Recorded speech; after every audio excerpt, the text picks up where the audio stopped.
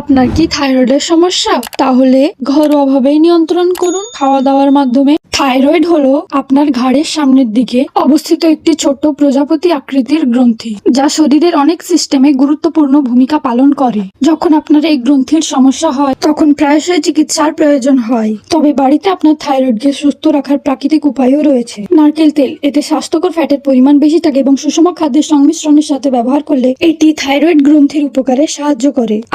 আদা প্রদাহের বিরুদ্ধে লড়াই করতে সাহায্য করে, যা থাইরয়েড সমস্যার অন্যতম প্রধান কারণ। আয়োডিন যুক্ত লবণ ব্যবহার করুন। আয়োডিনের অভাব থেকে হাইপোথাইরয়েডিজম হতে পারে, তাই আয়োডিন যুক্ত লবণ ব্যবহার করলে থাইরয়েড সুস্থ থাকে। দুগ্ধজাত দ্রব্য, দুধ, পনির এবং দইয়ের মতো দুগ্ধজাত দ্রব্য থাইরয়েডের জন্য উপকারী, কারণ এতে উচ্চ আয়োডিন থাকে।